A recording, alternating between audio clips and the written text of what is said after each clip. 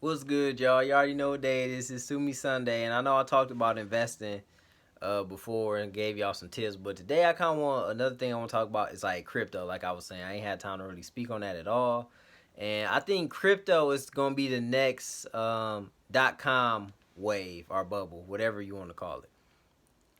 But to put that in perspective, like for example, like Amazon, eBay, is a couple others I can't think of on top of my head, but those were like they were part of the .com bubble. And so, for example, like when Amazon first came out, don't quote me, but I want to say it was only selling for a few dollars. You know, they shares was only selling for a few dollars. And now when you look at Amazon now, Amazon is worth $3,000 a share. So imagine if you bought Amazon when it first came out in the .com bubble at like, let's say it was just $10. You bought it at $10, and you bought, I don't know, 100 shares. You say you bought 100 shares of it, or so you bought 100 shares of it at $10, and now it's at $3,000. So 3,000 times 100. Yeah, I could be tripping, but if I did the math right, that's you made $300,000 off that investment. You know what I'm saying? So I think crypto got that same type of potential. But the thing is, like with the .com, there was a lot of bad companies also that didn't pan out with that. And so with crypto, I think it's gonna be kind of a similar thing. It's like all these companies not gonna survive, but the ones that do, like Bitcoin, and I think me personally, I think like Ethereum, it's another one called Cardano, and it's probably a few others, but I'm not sure. I'm not even guaranteeing that these all gonna pan out. But those are a couple that I like that I think have the potential. And so if those pan out, and I also like one called Decentraland. That's a very interesting one too. But if they pan out and they work out like the .com bubble, that's what I'm saying. So if you buy these, especially like Cardano's $1 right now. So if you buy that $1 and it pans out, it could go to maybe $1,000, or maybe more than that. I don't know. I can't guarantee anything. I like this is just like they always say. I'm not a financial advisor. I'm just giving information, and so I think that crypto has a lot of potential. Like if you even look at Bitcoin, Bitcoin went from it's been up and down. You know, it was at like $1,000 a few years ago. Then it went up to 20,000. Then it dipped back down to 3. Now it's back up to $60,000. You know, and this all has happened in like 5 years. You know what I mean? So it really went to $60,000 from like $100 in like 5 years, or $1,000. It might have been $1,000. Went from like $1,000 to $60,000 within like 5 years, which is ridiculous. But the thing is, people saying Bitcoin might go to $100,000, might even go to half a million or $1 million. And that's the whole thing about it. Is like we don't know how high Bitcoin is going to go because one, Bitcoin is scarce. So it's only a limited amount of Bitcoin that will ever be created. So once I think it's 22 million, once they create the 22 million coins, there's no more coins. But it's what like 10 billion people in the world, something like that. So 10 billion people and it's only 22 million coins.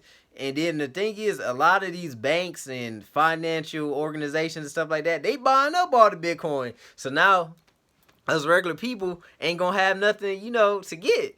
And so the thing is, that's why they call it like crypto gold, or because it's just so rare. It's the rarity of it is what's going. It's like it's more rare, valuable than gold because gold you can still mine gold. Now it's not like you gonna find gold everywhere, but you can still mine and produce gold. Once crypto's done producing all the coins, there's no more coins ever.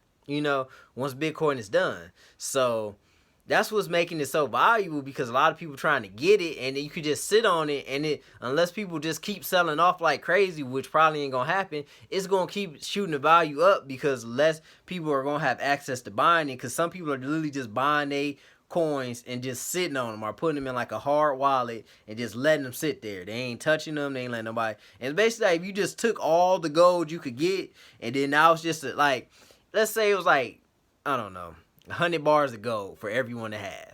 And you was like, I'm going to keep 50 of them to myself. Now it's only 50 for the other people to get. Now the value of gold is up even more because less people have access to it. And that's basically the concept of how Bitcoin is becoming so valuable because a lot of the people with a lot of money are keeping their coins and just putting them to the side. They're not even available for people to buy anymore.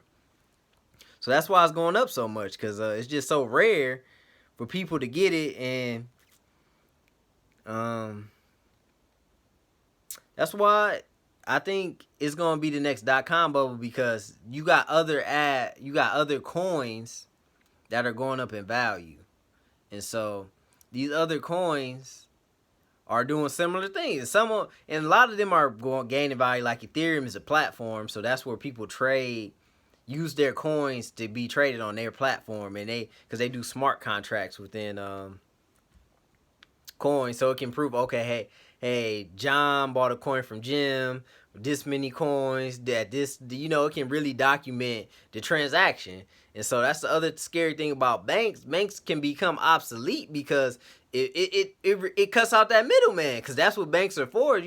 They do the transaction, they charge you a fee, and like credit cards, you put the transaction, they charge you a credit card transaction fee or whatever, and they send it to another, to the receiver of the transaction. That's why PayPal and even makes so much money, because PayPal charges a lot of transaction fees, so they charge you for all the fees and stuff like that. So now all these companies gonna start getting cut out if crypto becomes more universal, because like, hey, I could just send money from here to there, and I don't have to pay all these in between middleman fees that I was paying using banks and fiat currency. So keep that in mind also. But I don't think it's going to take over fiat currency. Well, it might at some point. I can't guarantee how long that's going to take or when that's going to happen. But I definitely think it's like in that .com wave, though, where it's a lot of companies with potential that's growing, that's going to start being used universally, like with the .com. Now you even look at .com. Now it's taking over websites, and internet has taken over society, and now they're trying to catch up and use all them platforms to for exchanging money and paying for stuff. And like somebody was saying, this Kathy Woods, I believe, was saying that if they would have had this knowledge like crypto now, to have currency set up when they created .com bubble. But that's the thing, they didn't have the access to that information. But if they did have access to this information back then, the .com bubble would be a whole different thing, because they would have knew how to exchange and create income and have ways to pay people and send money like they do now. But you see how long that took. And so with crypto, they're on the next step of that. It's like where you trading money in between people, you sending money, you can buy stuff, you can do transactions. It's all kind of stuff you can do with crypto. And so I just want to tell y'all, to stay mindful and to look into crypto a little. I'm not saying put all your money. Like most people recommend maybe putting only 10 to 20% of your extra money into like crypto and stuff, because it's very risky and it's very volatile. Don't let me lead you on to not believe that. It's very risky. And but as they say, high risk, high rewards. And I believe that to a degree. I'm not about to risk all my money, but I'll risk some of it. I'm willing to take some of a chance to, have that reward. Like I said, if you would have put some money into Amazon, even if you didn't get your money back, you lost what, $1,000. If you put $100, you lost $1,000. Wow. But look at the upside. You made $300,000 if you would have invested $100 back then. So it's like you gotta look at that, like the risk versus the reward. Am I willing to lose a couple $100 to maybe make a couple $1,000? Stuff like that. And so at the end of the day, I'm willing to lose within reason. At the same time, if you invest in multiple different coins and stuff, one of them should do well. That's the other thing. Even stocks too. Even if you take some risk, one of the risks should work out, and it'll usually pay off for the other ones that you didn't succeed in. Like I said, you bought dollar coins or stocks and stuff like that, but you bought multiple ones and all of them have potential. As long as one of them does well, it'll pay off for the other ones. Like I said, if you made $300,000 and you lost $1,000 in 10 other stocks, you lost $10,000, but you made $300,000. You know what I'm saying? So I'll be cool with being up $290,000. You get what I'm saying? So I'm just trying to give y'all some information, give y'all some game, tell y'all some stuff that no people ain't gonna give you information. And a lot of people don't understand crypto as a whole. So I just wanted to give y'all kind of a breakdown and a general understanding of how crypto works, and just to look into it and be mindful of all the things they doing. And also, uh, Cardano is similar to Ethereum. It's basically like the next step level of it. So that's why I think they also have potential. And Decentraland is digital land, so it's like you can like visually.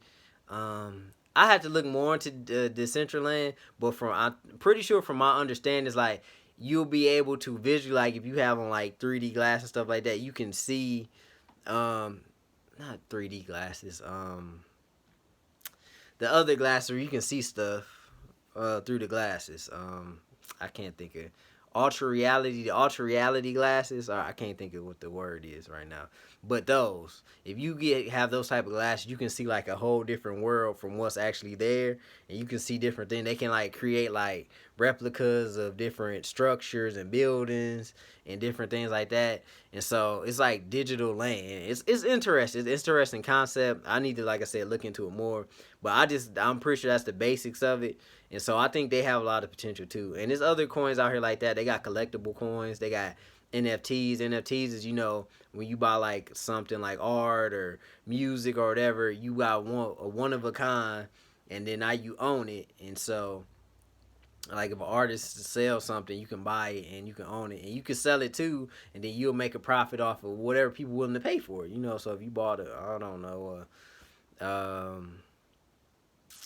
think of an artist like if Nipsey put something out before he passed and he put it out, or like Tupac. If Tupac has some like unreleased music and somebody put it out and it's like, okay, we gonna sell it as an ETF or NFT. I'm sorry, NFT, and then they can somebody could buy it, and now they can decide how much percentage they want to like sell it for. So like, okay, I get 10% of all the profits, like if you sell it again or something like that. So every time you sell it, like let's say you bought it for like $1,000, and other people might want it bad. So like somebody might be like, I'll pay $10,000 for it. So now you sell it for 10,000, and they get a percentage of the royalties from you selling it. So now the artist making money, you making money, and then if, let's say they sell it again further down the line, then there's gonna be another percentage that they sell it for, and go so on and so on. So you might end up selling it for, I don't know, $100,000 next time, $50,000, whatever it may be.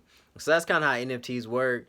It's a lot. It's other stuff into it, but I just want to give y'all some general foundation on how some of this stuff work, because I think it might be the next wave of how our kids and how we even might kind of you go forward with technology. That might be the next wave of technology, because you already got to think most people don't even carry cash. They don't spend money with cash, so it's a lot easier to spend money digitally, and just exchange money like that. So keep all that stuff in mind.